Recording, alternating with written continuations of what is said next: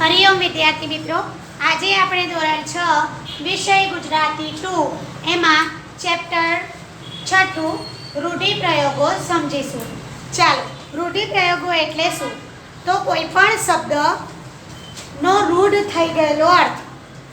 દાખલા તરીકે તમે ઘરે છો, તમારું ઘરે કોઈ રૂઢ થઈ ગયેલું નામ હોય કે કોઈનું નામ ટીવી છે, કોઈનું નામ મોન્ટુ છે, પણ રિયલી તમારું નામ જુદું છે, બરોબર? એવી અહીંયા રૂઢિપ્રયોગોની વાત છે કે કોઈ શબ્દ કે શબ્દ સમૂહ તેના દેખીતા અર્થને બદલે કોઈ લાક્ષણિક અર્થમાં પ્રચલિત થયેલી રૂઢ થઈ ગયેલી વાત, રૂઢ થઈ ગયેલો હોય એવો શબ્દ, એને રૂઢિપ્રયોગ કહેવાય। આપણે કેટલાક રૂઢિપ્રયોગો પાઠ્યપુસ્તકમાં આવે છે, એ રૂઢિપ્રયોગોને આપણે સમજીશું। ચાલો, રૂઢિપ્રયોગોને આપણે લખીને સમજીએ। ચાલો લખો। હંમેશા રૂઢિપ્રયોગ લખો ત્યારે એનો અર્થ લખવાનો, અને વાક્યમાં પ્રયોગ કરો ત્યારે એ અર્થ વાક્યમાં આવવો જોઈએ નહીં। વાક્ય બનાવો ત્યારે શું હોવું જોઈએ? તમારો અર્થ વાક્યમાં હોવો જોઈએ નહીં, રૂઢિપ્રયોગ વાક્યમાં હોવો જોઈએ, બરોબર? સમજાય છે? આ 5મા ધોરણમાં પણ મેં તમને સમજાવેલું છે, પ્રથમ સત્રમાં પણ સમજાવેલું છે, ધ્યાન આપજો। ચાલો હવે લખો પહેલો દ્વિતીય સત્રનો પહેલો રૂઢિપ્રયોગ, ઝંખવાણા પડી જવું। લખો બધા, ઝંખવાણા પડી જવું।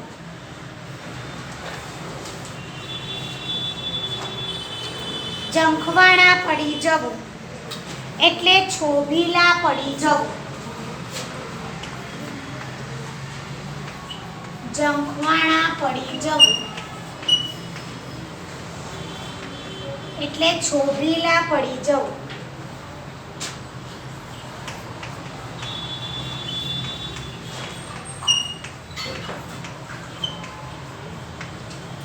ચલો વાક્યમાં પ્રયોગ લખવાનો છે, કોઈ પણ વાક્ય તમે બનાવી શકો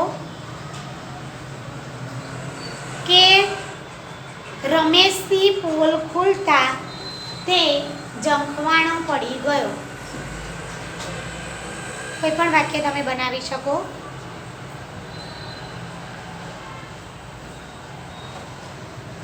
બીજું રૂઢિપ્રયોગ, સ્તબ્ધ થઈ જવું। સ્તબ્ધ થઈ જવું એટલે આશ્ચર્યચકિત થઈ જવું। સ્તબ્ધ થઈ જવું એટલે આશ્ચર્યચકિત થઈ જવું। સ્તબ્ધ થઈ જવું એટલે આશ્ચર્યચકિત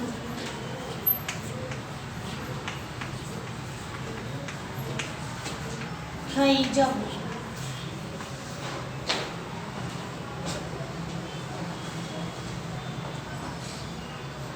ચાલો વાક્યમાં પ્રયોગ લખીએ।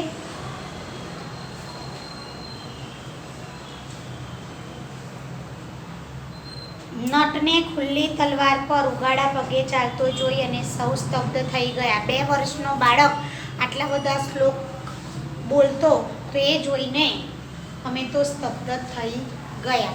સ્તબ્ધ થઈ જવું એ વાક્યમાં પ્રયોગ આવવો જોઈએ, બરોબર? ચાલો ત્રીજો રૂઢિપ્રયોગ, ઠાવકાઈથી કહેવું।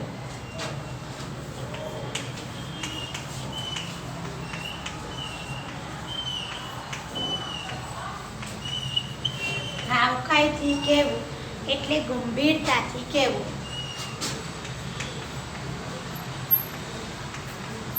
ગંભીરતાથી કહેવું। ઠાવકાઈથી કહેવું એટલે ગંભીરતાથી કહેવું।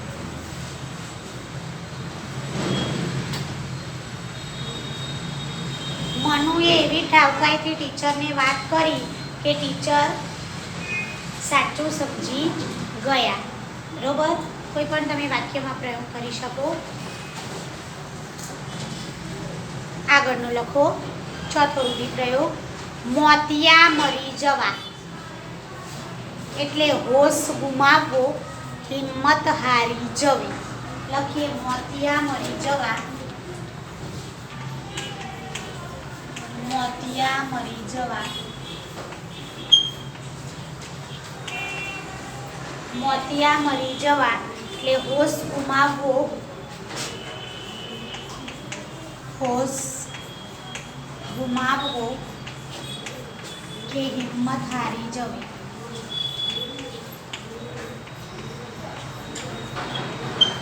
હિંમત હારી જવી.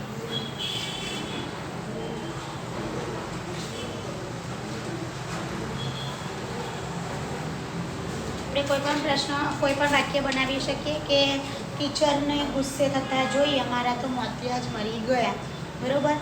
એકદમ એક્સિડન્ટ થતો જોઈને અમારા તો મોતિયા જ મરી ગયા, કે હોશ ગુમાવો હિંમત હારી જવી, બરોબર.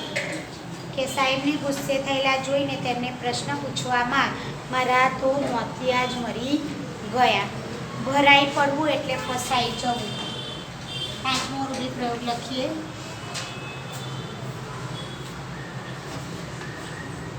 ભરાઈ પડવું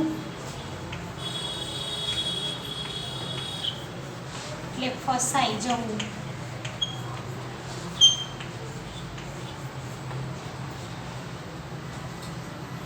શેઠને છેતરવા જતા નોકર ભરાઈ પડ્યો છે. શેઠને છેતરવા જતા નોકર ભરાઈ પડ્યો છે. દિગ્મૂઢ બની જવું તો આશ્ચર્યચકિત થવું. છઠ્ઠું લખો. દિગ્મૂઢ બની જવું તો આશ્ચર્યચકિત થવું.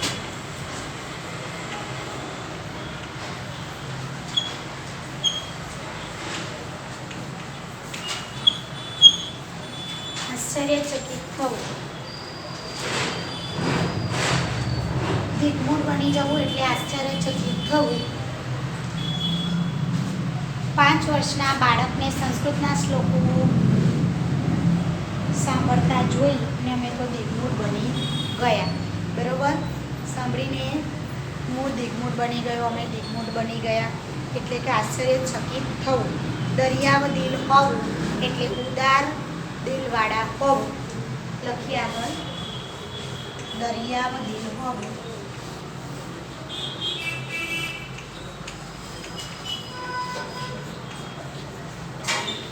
ઉદાર દિલ હોવું. હવે આને તમારે મોઢે કેવી રીતે કરવાના જુઓ.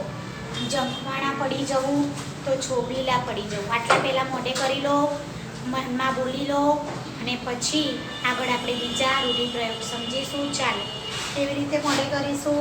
જંખવાણા પડી જવું. ધ્યાન આપજો વિદ્યાર્થી મિત્રો, ઉતારા કંપની ના કરો. પહેલાં તમને કેટલું આવડ્યું એ મહત્વનું છે. ચાલો. જંખવાણા પડી જવું જાતે તમારે બોલવાનું, મનમાં બોલી જવાનું કે છોબીલા પડી જવું. 5 વાર તમે બોલશો તો જ તમને યાદ રહેશે. સ્તબ્ધ થઈ જવું તો આશ્ચર્યચકિત થઈ જવું. ઠાવકાઈથી કહેવું તો ગંભીરતાથી કહેવું. મોતિયા મરી જવા તો હોશ ગુમાવવો. ભરાઈ પડવું તો ફસાઈ જવું. દિગ્મૂઢ બની જવું તો આશ્ચર્યચકિત થઈ જવું. દરિયાવ દિલ હોવું તો ઉદાર દિલ ના હોવું. ચલો હવે રૂઢિપ્રયોગના અર્થ હું પૂછી દઈશ. તમારે તમારી જાતે બોલવાના છે. આટલા આપણે રૂઢિપ્રયોગ પહેલાં કરી લઈએ તૈયાર, અને પછી જ આગળ જઈશું. ચાલો. જંખવાણા પડી જવું. ચોપડી નોટ બધાની બંધ. જંખવાણા પડી જવું. છોપીલા પડી જવું. સ્તબ્ધ થઈ જવું. પાઠ્યપુસ્તક નોટ બધું બંધ રાખવું, જોયા વગર બોલવાનું છે. ઠાવકાઈથી કહેવું. ગંભીરતાથી કહેવું. મોતિયા મરી જવા. હોશ ગુમાવવો. ભરાઈ પડવું. ભરાઈ પડવું.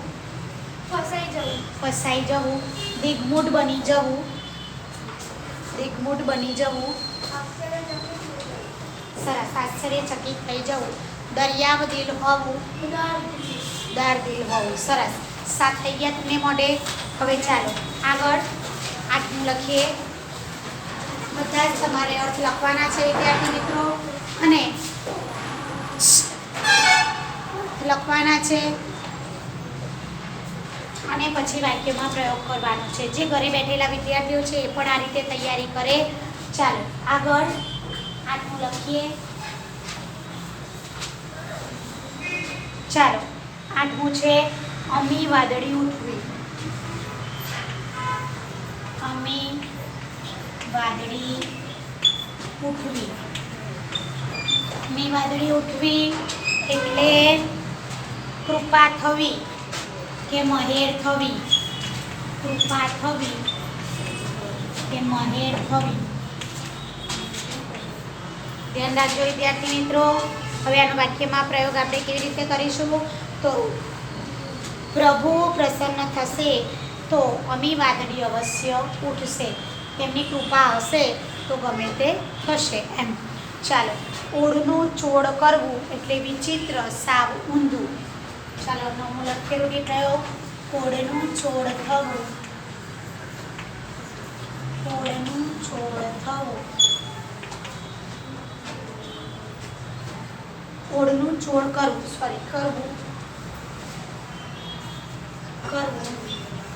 એટલે વિચિત્ર,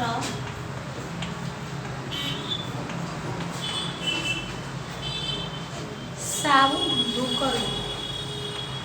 સાવ ઊંધું કરવું. ઓળનું ચોળ કરવું તો વિચિત્ર, સાવ ઊંધું કરવું. તેની સમજવામાં ભૂલ થઈ તો ઓળનું ચોળ થઈ ગયું. એકડિયા બગડિયાની જેમ તો શિખાઉની જેમ. આગળ લખીએ. એકડિયા બગડિયાની જેમ એટલે શિખાઉની જેમ. શિખાઉની જેમ. ચાલો આગળ વાતોના વડા કરવા એટલે નકામી લાંબી વાતો કરવી. વાતોના વડા કરવા. વાતોના વડા કરવા એટલે નકામી લાંબી વાતો કરવી.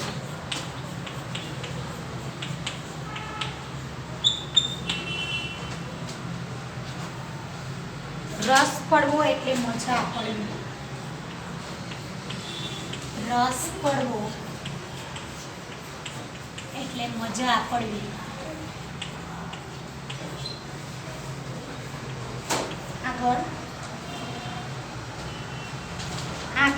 રસ પડવો એટલે મજા પડવી. દાદીની વાર્તામાં મને તો રસ પડી ગયો. કોઈ પણ તમે વાક્ય બનાવી શકો. વાતોના વડા કરવા એટલે ચોતરે બેઠેલી સ્ત્રીઓ હંમેશા વાતોના વડા કર્યા કરે છે. બરોબર, દરરોજ વાતોના વડા કરે છે. ચાલો આગળ. ભાઈ હવે ઉત્તરાયણનો પર્વ આવે છે એટલે તમે એના વિશે પણ વાક્ય લખી શકો કે ઉત્તરાયણમાં પતંગ ચકાવવાનો તો મને રસ પડી ગયો. બરોબર, આગળ. ચાલો આંખે ચક્કર આવવા એટલે તમર આવવાથી ન દેખાવું. આંખે ચક્કર આવવા એટલે તમર આવવાથી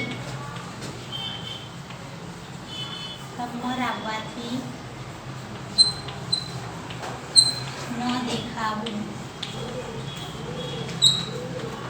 બરોબર, આગળ જીવ તાળવે છોટવો. હવે આ રૂઢિપ્રયોગનો તમે વાક્યમાં પ્રયોગ પણ કરવાનો છે.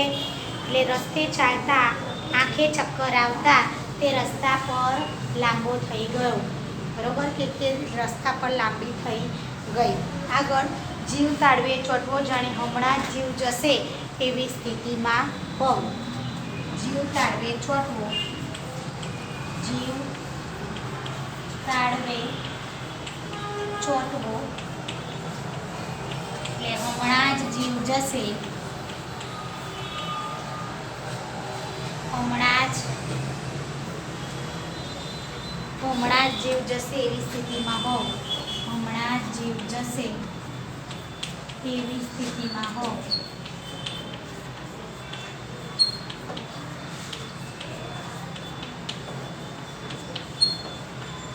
ચાલો હવે આપણે અને વાક્યમાં પ્રયોગ જોઈ લઈએ કે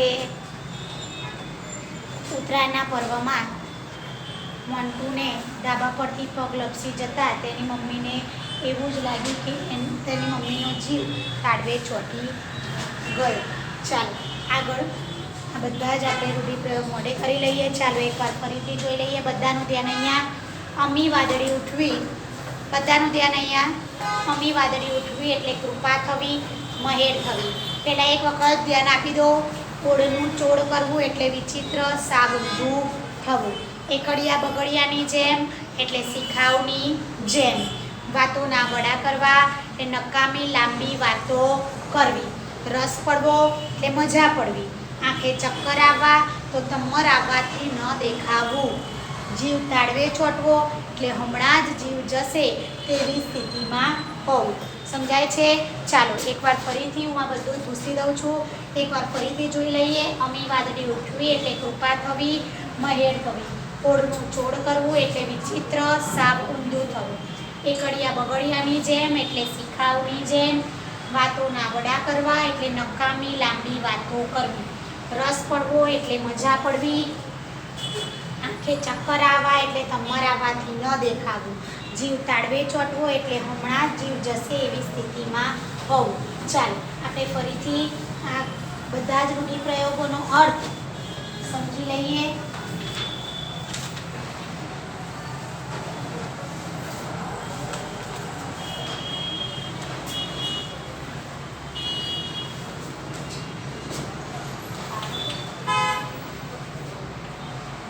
ચાલો અમી વાદળી ઉઠવી, અમી વાદળી ઉઠવી, અમી વાદળી ઉઠવી. કૃપા થવી, મહેર થવી. ઓળનું ચોળ કરવું, સાવ ઊંધું થવું, વિચિત્ર. એકડિયા બગડિયાની જેમ, એકડિયા બગડિયાની જેમ. પાછળ પાછળ શિખાવની જેમ. વાતોના વડા કરવા, સરસ. નકામી લાંબી વાતો કરવી. રસ પડવો, રસ પડવો, મજા પડવી. આંખે ચક્કર આવવા, આંખે ચક્કર આવવા. પાછળ પાછળ તું.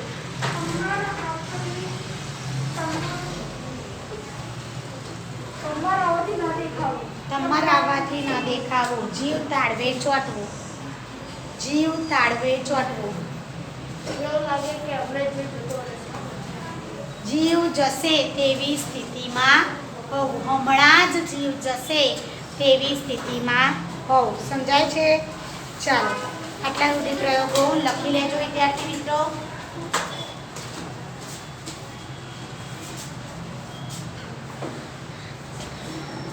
ચાલો આગળ અંદરનું લખીએ.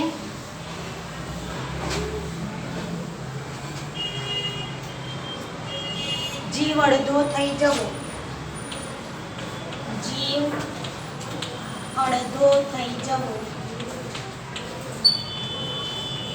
જીવ અડધો થઈ જવો. એનો અર્થ શું થાય? તો ચિંતાથી વિહવળ થઈ જવું, ચિંતાથી વિહવળ થઈ જવું. બરોબર. વાક્યમાં પ્રયોગ. ઘરમાં બાળકને ન જોતા માનો જીવ અડધો થઈ ગયો. 16 દિલનો ટુકડો હોવું તો ખૂબ વહાલા હોવું. આગળ દિલનો ટુકડો હોવું તો ખૂબ વહાલા હોવું.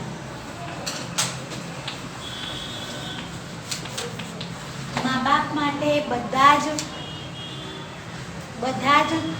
બાળકો દિલના ટુકડા હોય છે. બરોબર. દરેક સંતાન મા બાપનો દિલનો ટુકડો હોય છે. કાળના મુખમાં રહેવું એટલે જોખમ ખેડવું. કાળના મુખમાં રહેવું કાળના મુખમાં રહેવું કે જોખમ ખેડવું.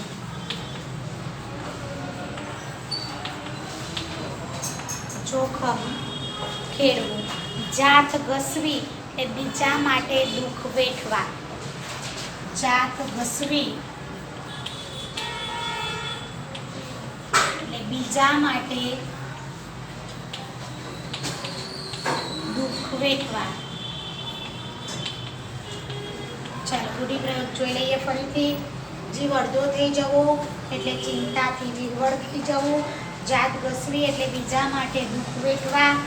સંતો સેવાના કામો કરતા પોતાની જાત ઘસે છે. ચાલો ફરીથી એકવાર જોઈ લઈએ. બધાનું ધ્યાન અહીંયા. જીવ અડધો થઈ જવો તે ચિંતાથી વિહવળ થઈ જવું.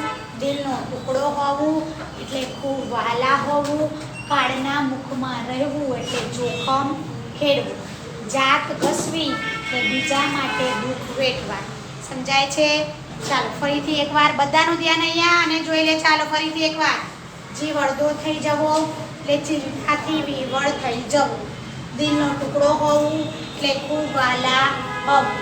કાળના મુખમાં રહેવું એટલે જોખમ ખેડવું. જાત ઘસવી એટલે બીજા માટે દુઃખ વેઠવા. ચાલો આપણે ફરીથી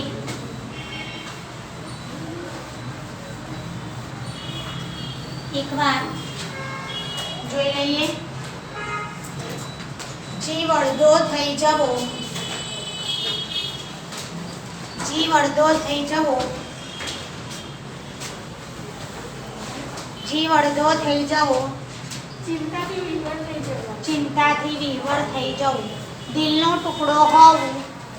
દિલનો ટુકડો હોવું. ખૂબ વાલા હોવું. સરસ.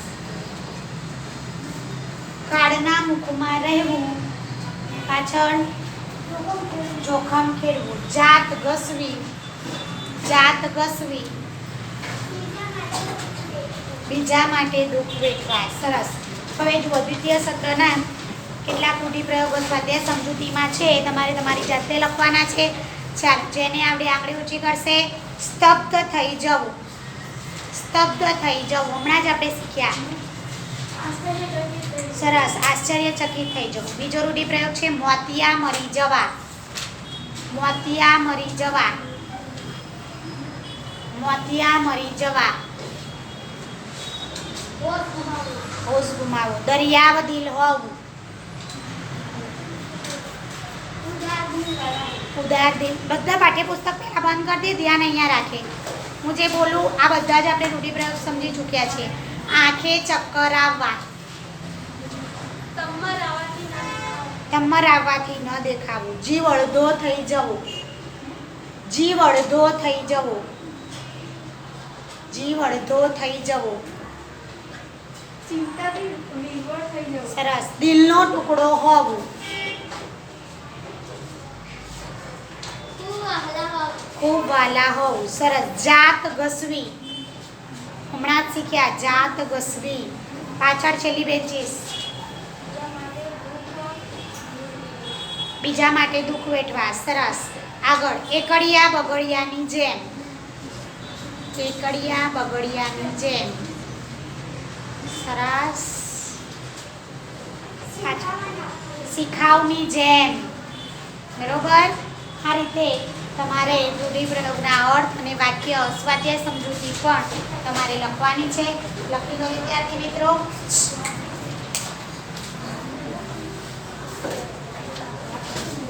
સ્વાધ્યાય સમજૂતી પણ તમારે લખવાની અને વાક્યમાં પ્રયોગ પણ કરવાનો છે. બરોબર. રૂઢિપ્રયોગનો અર્થ આપી વાક્યમાં પ્રયોગ કરો. હોય રૂઢિપ્રયોગના અર્થ આપી વાક્યમાં પ્રયોગ પણ તમે વાક્ય કોઈ પણ બનાવી શકો. બરોબર. કોઈ પણ વાક્ય તમારે લખી અને સ્વાધ્યાય સમજૂતી પૂર્ણ કરવાની છે. તો આજે તમને રૂઢિપ્રયોગોમાં સમજ પડી ગઈ હશે. અહીંયા આપણે આપણો વિડીયો પૂર્ણ કરીએ છીએ. હરિઓમ વિદ્યાર્થી મિત્રો. Take care.